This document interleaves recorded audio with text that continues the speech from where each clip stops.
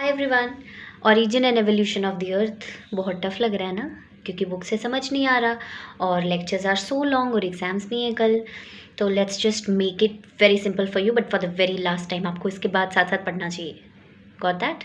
Okay. So when it comes to the origin and evolution of the earth, दो तरह की theories हैं। The one is the early theories and another is the modern theories. नाम से ही पता चल रहा है कि जो अर्ली थ्योरीज हैं वो काफ़ी पुरानी थ्योरीज हैं, जो मॉडर्न थ्योरीज हैं उनको आप थोड़ा सा रीसेंट थ्योरीज मान सकते हो। ऑलराइट, अब देखिए, जब बात हुई origin and evolution of the अर्थ की, कैसे हमारा अर्थ जो है वो स्टार्ट हुआ, उसका ओरिजिन कैसे हुआ और वो कैसे समय के साथ इवॉल्व हुआ, तो सबसे पहले एक जर्मन फिलोसोफर इमैनुअल कैंट सामने आते हैं। वो इसके ऊपर हाइपोथेसिस देते हैं और उनका हाइपोथेसिस जो है वो 1796 में एक मैथमेटिशियन होते हैं जिनका नाम है लेप्लेस, वो उसको रिवाइज करते हैं, उस पर स्टडी करते हैं और वो यही कहते हैं कि जो हमारे सभी प्लैनेट्स हैं इंक्लूडिंग अर्थ जो है, वो बेसिकली जो हमारा यूथफुल सन है उसके आगे पीछे जो क्लाउड मटेरियल था जिससे यूथफुल सन सराउंडेड था। ना व्हाट इज़ यूथफुल सन? देखिए, जब सूरज नया नया बना था ना, तो उस टाइम पीरियड को बताने के लिए यहाँ पे यूथफुल सन लिखा गया है। तो उसके आगे पीछे जो भी क्लाउड मटेरियल था उससे सभी प्लैनेट्स बने हुए हैं। ये कौन कहता है? ये लेप्लेस मैथमेटिशियन कहते हैं, जिनको कि हाइपोथेसिस का नाम जो है वो हम देते हैं nebular hypothesis. You have to mention these names, these are very important. 1900 में शैम्बरलेन एंड मोल्टन जो है वो एक अनदर थ्योरी के साथ आते हैं। दे सेड कि सन अपनी जगह पर था, एक वैंडरिंग स्टार आता है, मान लीजिए ये सूरज है, ठीक है, मान लीजिए ये सूरज है, ऑलराइट, और एक वेंडरिंग स्टार आता है, और जो वेंडरिंग स्टार है, ठीक है, उसका भी कुछ ग्रेविटेशनल पुल है। जब वो सूरज के पास से निकलता है तो सूरज पे से कुछ मटेरियल जो है वो निकलकर सिगार शेप की तरह वो यहाँ पर चलना शुरू कर देता है और फिर वेंडरिंग स्टार निकल जाता है और वो जो मटेरियल सन से अलग हुआ होता है वो सन के आगे पीछे घूमने लग जाता है और इस तरह से हमारे प्लैनेट्स बन जाते हैं।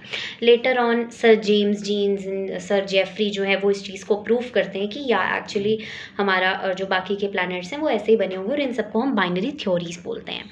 लेटर ऑन 1950 में एक पर्सन होते हैं Otto Schmidt from Russia and Karl, वो जो है वो नेब्यूलर हाइपोथेसिस जो इसको कि लेप्लेस ने वापस से रिवाइज किया था, जिसको कि originally German philosopher Immanuel Kant ने बनाया था, वो उस चीज़ को रिवाइज करते हैं और वो बोलते हैं कि जो हमारा सन था वो सोलर निब्यूला से सराउंडेड था।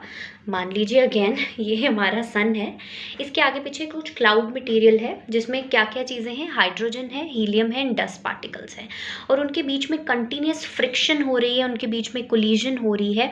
और एक्रीशन का क्या मतलब होता है? जब मटेरियल आके जुड़ता जाता है, मान लो ऐसा कुछ है, फिर उसके ऊपर कुछ ऐसा लगा तो वो एक लेयर जैसी बन जाती है, राइट। तो वो कहता है कि जो हमारे प्लैनेट्स जो हैं ये बेसिकली एक्रीशन के प्रोसेस से बने हैं, मतलब लेयर्स लेयर्स लेयर्स लेयर्स जमती गई और उसके कारण हमारे प्लैनेट्स बन गए। Now let's talk about the modern theories. तो 1920 में एडविन हबल ने, this is very important, Edwin Hubble ने बिग बैंग थ्योरी दी, जिसका नाम है, जिसको कि अभी एक्सपैंडिंग यूनिवर्स थ्योरी बोलते हैं, कि मतलब हमारा यूनिवर्स जो है वो कंटिन्यूसली एक्सपैंड करता जा रहा है। जो गैलेक्सीज के बीच में जो डिस्टेंस है वो बढ़ता जा रहा है, मान लो ये गैलेक्सी ये गैलेक्सी, इन दोनों के बीच में जो डिस्टेंस है वो बढ़ता जा रहा है, लेकिन जो गैलेक्सी का साइज़ है वो कांस्टेंट है।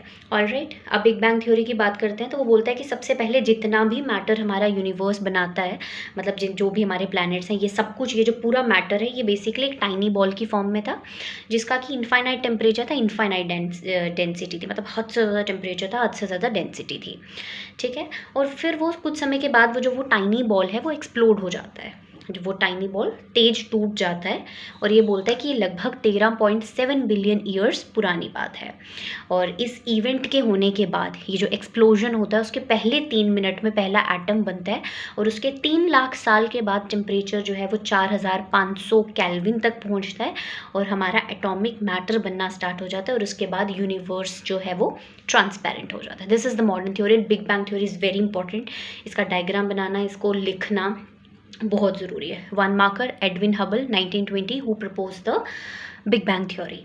इसके अगेंस्ट में एक कॉरस्पॉन्ड करते हुए जो है वो एक थ्योरी है हॉयल्स की, वो ये कहता है कि यूनिवर्स जो है वो एक्सपैंड नहीं कर रहा है, जैसे मैंने आपको बताया कि गैलेक्सीज के बीच में डिस्टेंस बढ़ता जा रहा है, यूनिवर्स एक्सपैंड कर रहा है, ऐसा एडविन हबल कहते थे। लेकिन जो हॉयल हैं वो ये कहते हैं कि ये एक्सपैंड नहीं कर रहा है, इसका साइज़ जो है, ये कॉन्सेप्ट देते हैं स्टीडी स्टेट का। वो कहते हैं कि अगर आप यूनिवर्स को किसी भी टाइम पीरियड में देख लो तो उसका जो टोटल आप कह सकते हो कि अब मतलब जैसे हम कह रहे हैं कि वो कंटिन्यूसली एक्सपैंड कर रहा है, तो ऐसा नहीं है। वो बोल रहे हैं कि आप उसको किसी भी टाइम पे देख लो, उसका साइज़ एग्जैक्टली सेम रहेगा।